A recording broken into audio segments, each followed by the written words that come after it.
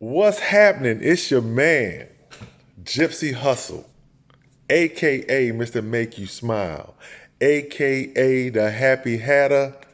I'm back in the building. What's happening? Yo, been gone for a little bit. I try to get on as much as I can, but schedule's been busy. But I'm here. I'm here. So I got on my Minnesota Vikings hat today, just showing off my collection. That's all. There's no particular reason.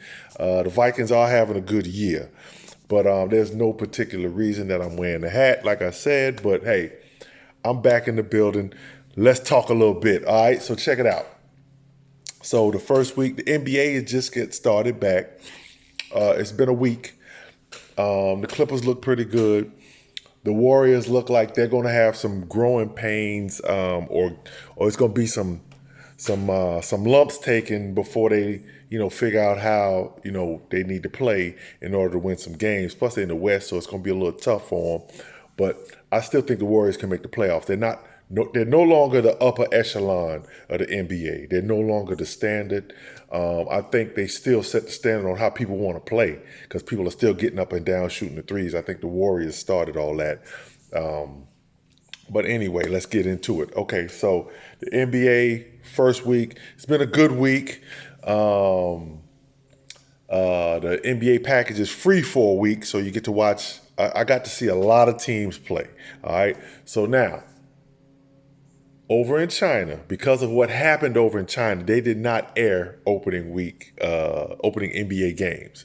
All right, my personal opinion on that, get out your feelings, man. You know what I'm saying? Somebody says something, so what? Time to move on. You're doing business with the NBA. You're trying to get your players to come over here and play. You just played in the summer league. You brought a team over for the summer league. It actually helps your people. So, China, get out of your feelings. It's time to, okay, and they said what they said about the Hong Kong situation. Okay, probably, you're probably technically right. Nothing should be said about those are your people. You do what you want to with your people. Okay, I get that. Okay, and probably, the NBA should probably, take care of their own backyard because we have issues with our people over here before speaking on your people over there. I get that. Okay, I get that, but it was done. Okay, Daryl Morey made a huge mistake. Before you start talking about other people's problems, you need to take care of your own problems. But anyway, China, get out your feelings. Air the NBA games. Okay, you didn't air the first opening day games. Air the NBA games. Stop playing, man. My personal opinion is China, get out of your feelings. All right. Next thing I'm gonna talk about. Okay, the Florida athletic director. I kind of like this. The Florida athletic director took to Twitter to beef up his schedule. I kind of like it. You know what I'm saying? We're in a big social media age.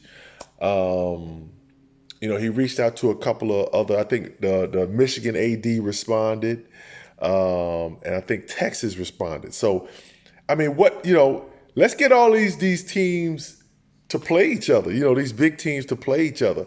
I think they should do something like a flex schedule. What about that? You know what I'm saying? What about a flex schedule where, okay, the schedule might not be, maybe the first few games are set, but okay, if we get out of the national title hunt, we could play these guys right here. You know what I'm saying? Something like that. I don't know. Something different to think out of the box. All right. But I think it's a great idea that the Florida AD decided to reach out to get better competition or to beef up the schedule. With that being said, the SEC schedule is already tough as it comes. It's already tough.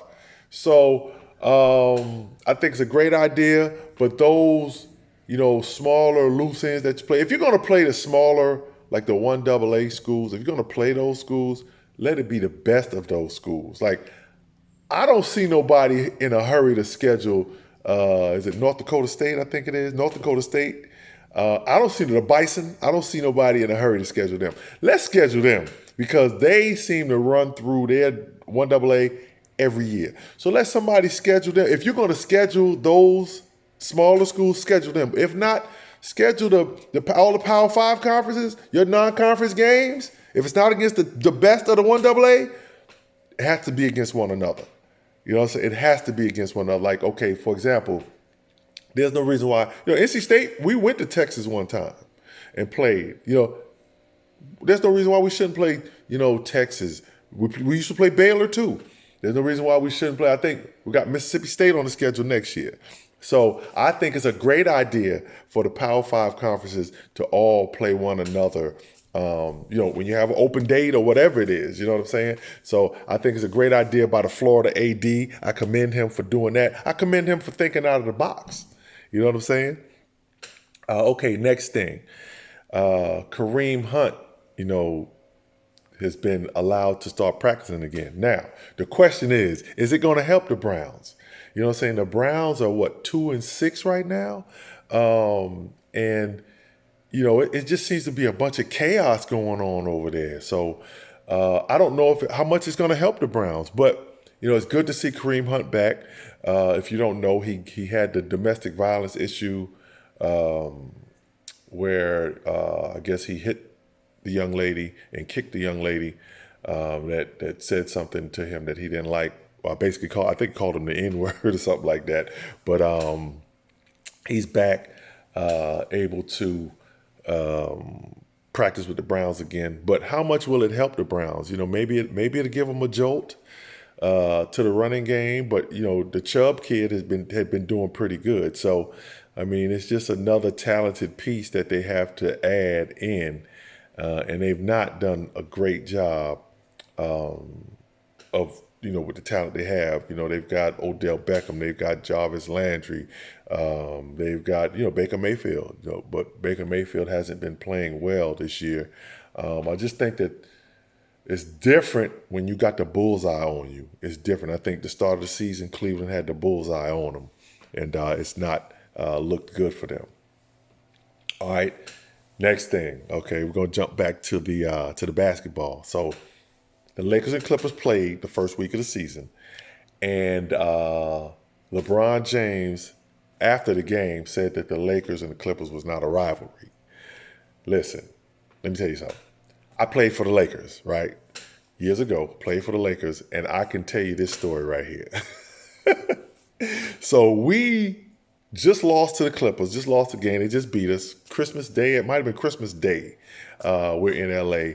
And we lost the game. And so we're coming out the game. So the homeless guys outside. Myself, I believe it was Sadell Threet and Rory Sparrow. That was my crew I used to hang with back in the day.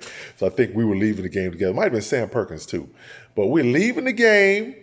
And this guy says, hey, good game today. Can you spare $1 or whatever it is? You know what I'm saying? But good game today. So we had on our Laker sweatsuits. So then he looked. He said, oh. He said, y'all the Lakers. Y'all got y'all butt whipped today. He didn't say butt. He said, y'all got y'all ass whipped today. So we laughed about it. It's like, oh, yeah, the Clippers got in y'all today. So we kind of laughed about it and kept it moving. Might have gave him a couple dollars because he was funny and kept it moving. But my point being, LeBron, it is a rivalry. The Clippers, the Lakers have the championships and all that stuff. The Clippers don't have any championships, but I think the Clippers may have beat the Lakers every game last season. And it's like the Clippers have been having the upper hand the past few years on the Lakers. I know LA is a Laker town. Don't get it twisted. LA is a Laker town, probably will always be a Laker town. But since Kawhi Leonard has come, since Paul George has come to the Lakers, Doc Rivers, not to the Lakers, to the Clippers. Also since, Doc Rivers has been there, the Clippers have had some success. So, last year they had an unexpected nice playoff run, unexpected. This year they're expected to win it all. And you play in the same building with the Clippers. So, LeBron, yes, it is a rivalry. All right. Next thing we're going to talk about. Now, this is a little different here. So, Rob Drake, Major League Baseball umpire, talked about getting an AR-15 if Trump is impeached and going to a civil war. Now, Major League, he sent a tweet out. So Major League Baseball says they're going to have an investigation and, this whoop-de-woo. That should be the shortest investigation in the history of investigations. And honestly, my personal opinion is Rob Drake needs to be fired. Period. Fired. Get out of here. Because, you go into these games and you're supposed to, I don't know the word I'm looking for, but you're supposed to go in, not thinking, not siding with anybody. And that right there, what if someone comes up to the plate that you think is a Hillary Clinton supporter? You know what I'm saying? Are you going to call strikes, close? If it's close, are you going to call it a strike or a ball? You know what I'm saying? So Rob Drake needs to be fired, and fired for inciting or talking about a violent act as a civil war. You know what I'm saying? This ain't 1776. This is 2019, and you talking about a civil war. That really shows where your mindset is.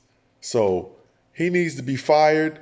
I mean, I know this thing is just going away. Ain't nobody saying nothing anymore. You know what I'm saying? Because so much other stuff happens, they don't say anything about this stuff anymore. But Rob Drake needs to be fired. Point blank, period. All right? So Major League Baseball, handle your business. And please, people, do not let this slide. Do not let this thing slide. All right, last but not least, my Dan Le Batard portion of my show. Okay, Donald Trump, your man, the resident of the White House, said that the impeachment proceedings have been, it's a lynching. Okay, now, you know how I do it. This is my show. I state my opinion. For him to use the word lynching really shows his insensitivity to, I don't want to say like people of color, but just his insensitivity of the past. I'm going to say that. I'm not going to say it was racist or nothing like that. But, you, in this day and age, you have to watch what you say. You can't just say anything to anybody. You have to be very conscious of what you say. So him saying the word lynching, when he said lynching, I'm thinking about, well, damn, the people you hear or the pictures that you see of the people hanging on trees and people standing around, taking pictures of it. I'm thinking of ropes around people's necks, and in all honesty, everything that has happened to Donald Trump, he has brought on himself. He wants to continue to say fake media and all of this stuff.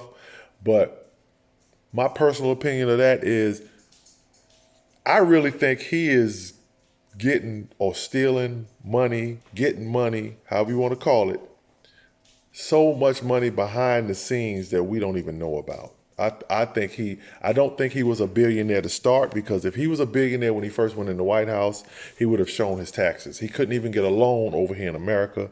Most of his money, if not all of his money, was coming from Russia. So, 1 + 1 is 2. You know what I'm saying? So, for him to use, like I said, let's jump back on the lynching thing. For him to use the word lynching is, he just showed his insensitivity. He could care less about, what he says. And I'll leave it like this. I got into it with someone on Facebook about the lynching thing. And he had the audacity to send like a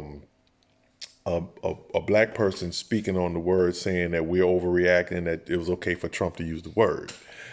And, I just simply said, no, if your message is so strong, you don't need to send a black guy to do it. Joe Biden agreed with me. I didn't throw Joe Biden up to the front and say, look, hey, white people, look, or white Trump supporters, look, Joe Biden agrees with me. I feel like my message is strong enough that I can continue to debate, if you want to call it, debate my message on. You know what I'm saying? So,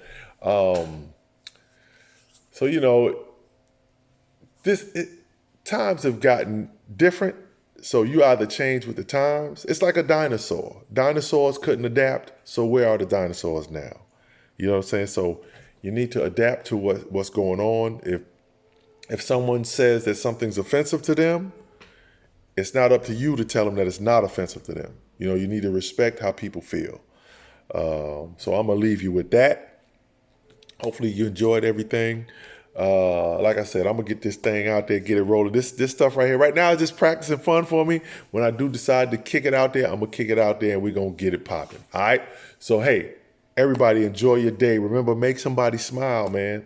You know, life is too short. You know, make somebody smile, all right? So everybody take care, and I'm going to holler at you later. Again, signing out is your man, Gypsy Hustle, a.k.a. Mr. Make You Smile, a.k.a. the Happy Hatter, all right? Yo, signing out. Peace out. Enjoy your day. Make somebody smile, all right? Peace.